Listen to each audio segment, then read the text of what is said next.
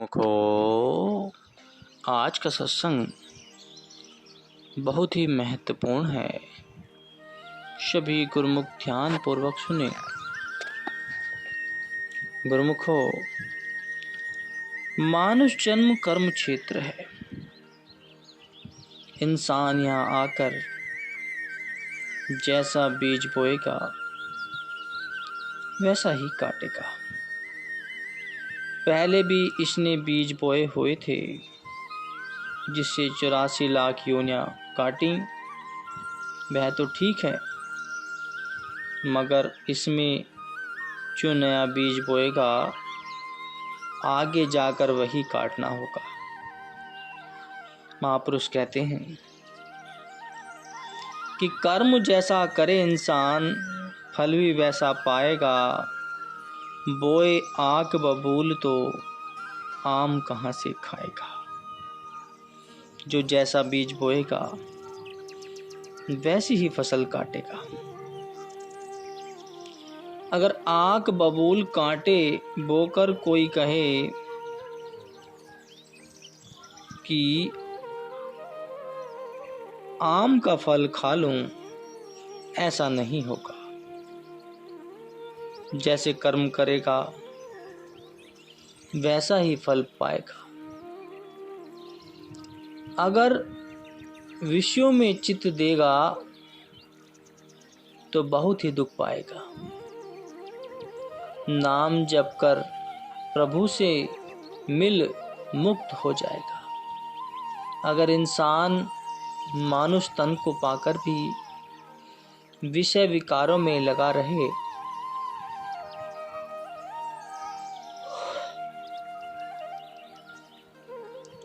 तो दुख ही दुख है।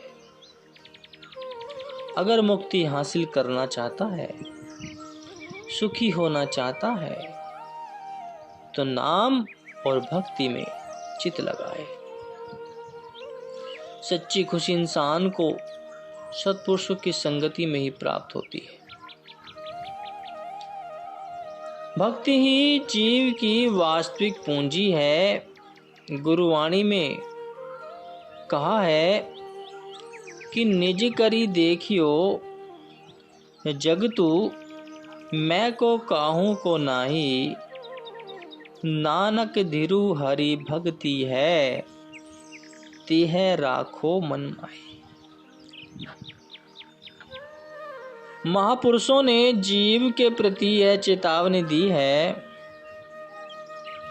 कि आप दिल में विचार करके देख लो कि कि संसार में कोई अपना है, कोई साथ जाने वाला है। समय परिवर्तनशील है और जीव की अवस्था भी समय के साथ साथ परिवर्तित होती रहती है। जब बच्चा छोटा होता है, वह बच्चों के साथ ही खेलना व उठना बैठना पसंद करता है। जब वह बड़ा होता है तो फिर वह बच्चों के साथ नहीं खेल सकता, ना ही चल सकता फिर सकता। यौवन के जवानी के बाद बुढ़ापा आता है तो उस समय युवा वर्ग के साथ घुल मिलकर उठ बैठ नहीं सकता और न ही वे इसके साथ रहना पसंद करते हैं। इसी तरह सब अवस्थाओं में से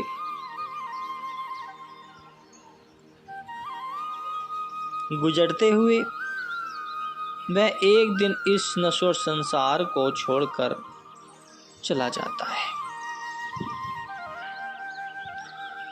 मगर इंसान का अपना काम कुछ नहीं बनता। कौन सी चीज है जो अपनी है? आप खुद ही विचार करके देख लो कि कौन सी चीज साथ जाएगी। सत्पुरुष कहते हैं कि नानक थिरु हरि भक्ति है, तिह राखो मन माही। कि एक भगवान की भक्ति कायम दायम है, हमेशा साथ रहने वाली है। यह कभी साथ नहीं छोड़ती। इसलिए इसे अपने दिल में सुदृढ़ करो, इसको ही अपनाओ, इसके साथ प्यार करो, यह तुम्हारा हमेशा साथ देगी।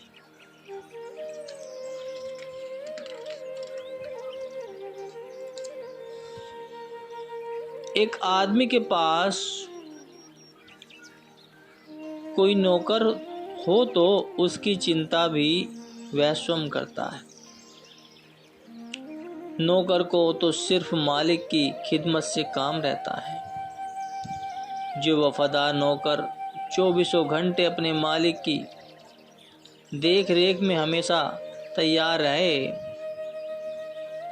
तो एक दुनियादार मालिक भी उसके आराम और आवश्यक जरूरतों का ख्याल रखता है। फिर सृष्टि का मालिक जो सर्वकला संपन्न समर्थ है, क्या अपने सेवक का ख्याल न रखेगा? ऐसे सेवक को अपने लिए सोचने की तो कुछ जरूरत ही नहीं है। जिसके दिल में ऐसा दृढ़ विश्वास हो जाता है, उसे किसी तरह की कमी नहीं रहती। वह मालिक के साथ एक रूप होकर उसकी जात में मिल जाता है।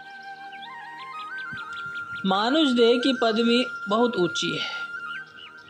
इसी जन्म में इंसान मालिक की जात से मिलकर उसी का रूप बन सकता है, मगर माया ने बीच में पर्दा डाल रखा है। जैसे पारस और लोहे के बीच में बारीक सा पर्दा भी आ जाए तो लोहा कंचन नहीं बन पाता, उसी तरह जीव और ब्रह्म के बीच माया का झीना सा पर्दा पड़ा हुआ है। इसी कारण जीव ब्रह्म में लीन नहीं हो सकता।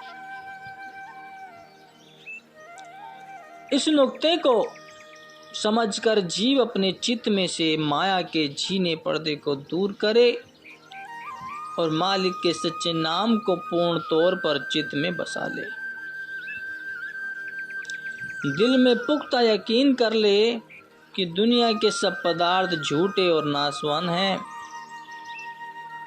केवल मालिक का नाम ही सत्य और शाश्वत है। उसी से सच्ची लिव लगा ले। गुरुमुखो, जिस प्रकार किसी खुले मैदान में एक अकेला पेड़ हो और भीषण आंधी अथवा तूफान चल रहा हो, तो उस पेड़ की क्या दशा होगी? जो फलदार भी हो और उसकी शाखाएं फलों से लदी हों। भीषण आंधी के कारण उसके समस्त फल गिर जाएंगे और कई परिस्थितियों में तो आंधी तूफान के झटके सहन न कर सकने से पेड़ के समूल जड़ से उखड़ जाने का भय है। ऐसी स्थिति में यदि उस पेड़ के बच सकने का कोई साधन है तो केवल यह कि जिस ओर से आंधी तथा तूफान के थपेड़ आ रहे हैं, उस ओर से पेड़ को किसी सुदृढ़ दीवार की ओट मिल जाए अथवा इसी प्रकार की कोई अन्य रोक आंधी एवं पेड़ के मध्य बीच में उपस्थित हो, तो वह पेड़ तूफान से सुरक्षित रह सकता है। अन्यथा आंधी में अत्यंत सुदृढ़ एवं सशक्त पेड़ भी जड़ से उखड़ जाया करते हैं। इसी प्रकार संसार में भी काल और माया की भीषण आंधी दिन रात चल रही है। काम, क्रोध, लोभ, मोह और अहंकार आदि विकार ही इस आंधी के बलशाली थपेड़ हैं। संसारी जीव प्राय इन सशक्त थपेड़ों को सहन न कर सकने के कारण जीवन कष्ट कर रहे हैं, जीवन को कष्ट में झोंक रहे हैं। इस प्रकार की दुखद एवं हीन अवस्था से मनुष्य तभी बच सकता है जब वह मालिक के सच्चे नाम का ओट आसरा ले ले। जैसे ऊपर पेड़ के प्रमाण से स्पष्ट बताया गया है कि वह भीषण आंधी से तभी सुरक्षित रह सकता है जबकि उसे कोई सुदृढ़ ओट प्राप्त हो जाए। इसी प्रकार जीवात्मा भी काल और माया की आंधी से तभी सुरक्षित रह सकती है जब वह सत्पुरुषों की ओट लेकर उनके द्वारा प्रदत्त नाम की कमाई करे। अन्य किसी प्रकार भी वे सुरक्षित रहना असंभव है।